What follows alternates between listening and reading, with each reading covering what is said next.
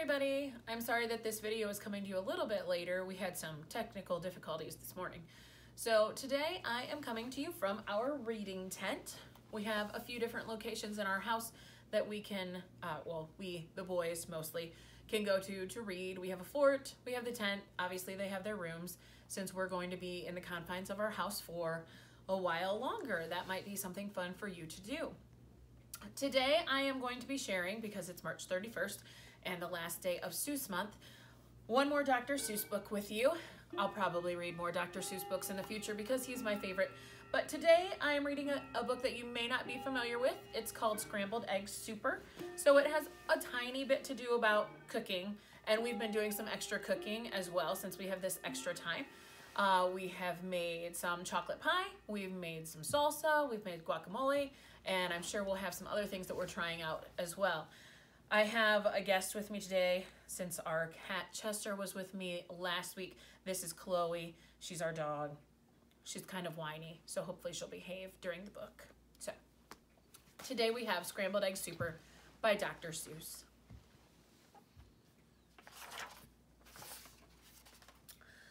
I don't like to brag, and I don't like to boast, said Peter T. Hooper. But speaking of toast, and speaking of kitchens and ketchup and cake and kettles and stoves and the stuff people bake, well, I don't like to brag, but I'm telling you, Liz, that speaking of cooks, I'm the best that there is. Why, only last Tuesday, when Mother was out, I really cooked something worth talking about. You see, I was sitting here resting my legs, and I happened to pick up a couple of eggs. And I sort of got thinking, it's sort of a shame that scrambled eggs always taste the same.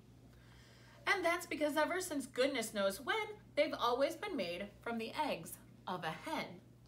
Just a plain common hen. What a dumb thing to use with all of the other fine eggs you could choose. And so I decided that, just for a change, I'd scrambled a new kind of egg on the range. Some fine fancy eggs that no other cooks cook, like the eggs of the ruffle-necked salamagooks. A salamagooks say they should be good, so I went out and found some as quick as I could. And while I was lugging them back to the house, I happened to notice a tizzle-topped grouse in a tree down the street, and I knew from her looks that her egg and the egg of the salamagooks ought to mix mighty well, ought to taste simply super when scrambled together by Peter T. Hooper.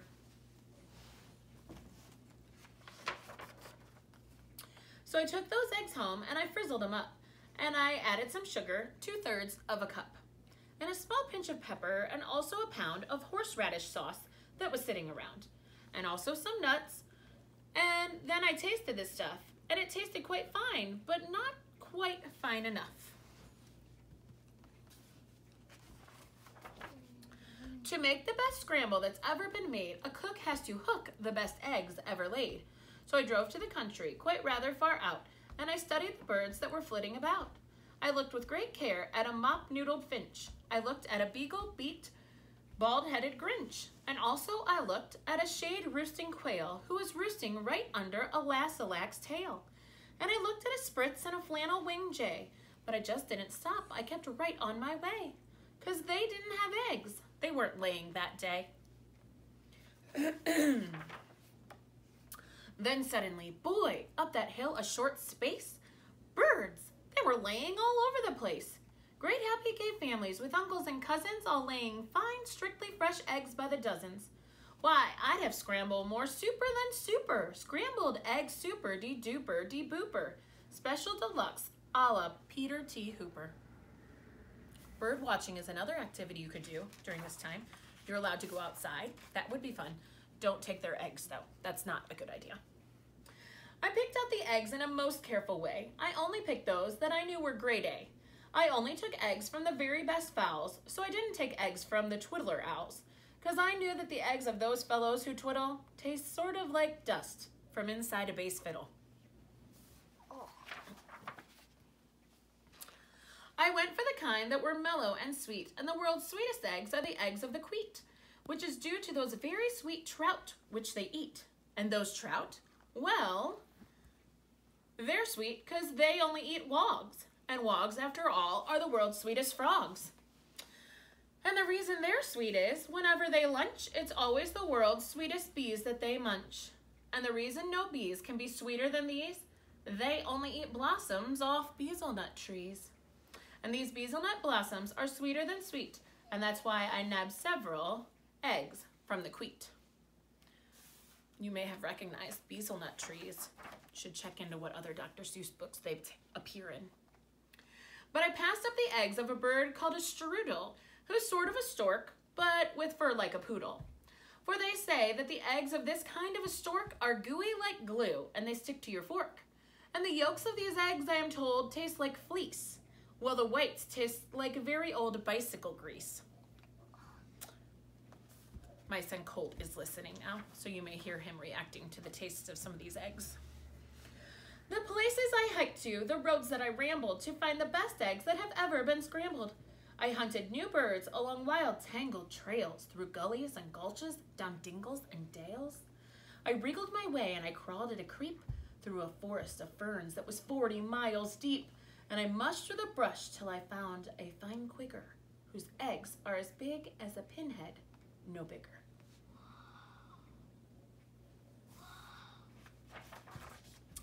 Then I went for the eggs of a long-legged quong.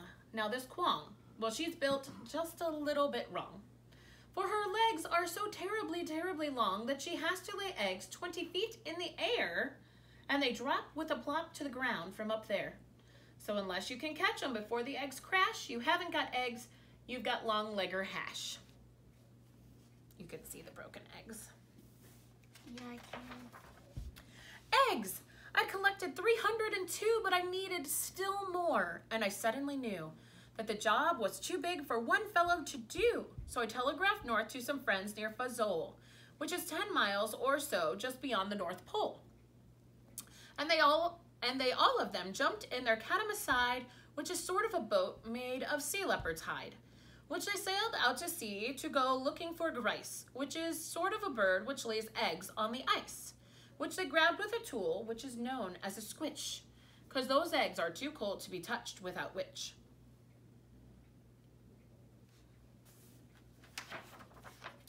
And while they were sending those eggs, I got word of a bird that does something that's almost unheard of.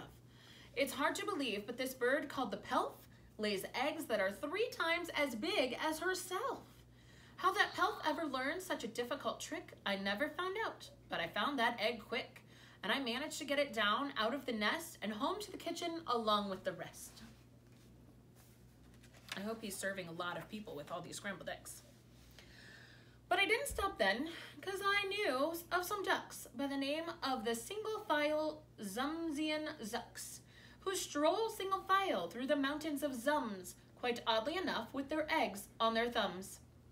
And some fellows in Zums, whom I happen to know, just happened to capture 1,000 or so, and they wrapped up their eggs and they mailed them by air, marked special delivery, handle with care. I needed more helpers, and so for assistance, I called up a fellow named Ollie, long distance. And Ollie, as soon as he hung up the phone, picked up a small basket and started alone to climb the steep crags and the jags of Mount Struku to fetch me the egg of a Mount Struku cuckoo. Now, these Mount Struku cuckoos are rather small gals. But these Mount Struku cuckoos have lots of big pals. They dived from the skies with wild cackling shrieks, and they jabbed at his legs and they stabbed at his cheeks with their yammering, clamoring, hammering beaks. But Ali, brave Ali, he fought his way through, and he sent me that egg as I knew he would do. For my scrambled egg, super de duper de booper, special deluxe a la Peter T. Hooper. In the meanwhile, of course, I was keeping real busy, collecting the eggs of the 3-eyelash tizzy. They're quite hard to reach, so I rode up on the top of a hammica, schnimmica, schnammica, schnop. If for no other reason, it's great to read Dr. Seuss just to practice all of your rhyming and reading tricky words. Then I found a great flock of southwest-facing cranes, and I guess they've got something that's wrong with their brains. For this kind of a crane, when she's guarding her nest, will always stand facing precisely southwest. So to get at those eggs wasn't hard in the least. I came from behind, from precisely northeast. You studied your directions this year. You have to think about how that goes. And I captured the egg of a prickly gractus, who lays them up high in a prickly cactus. He doesn't look very friendly. Then I went for some ziffs. They're exactly like zuffs, but the ziffs live on cliffs and the zuffs live on bluffs. And seeing how bluffs are exactly like cliffs, it's mighty hard telling the zuffs from the ziffs. But I know that the egg that I got from the bluffs, if it wasn't a ziffs from the cliffs, was a zuffs.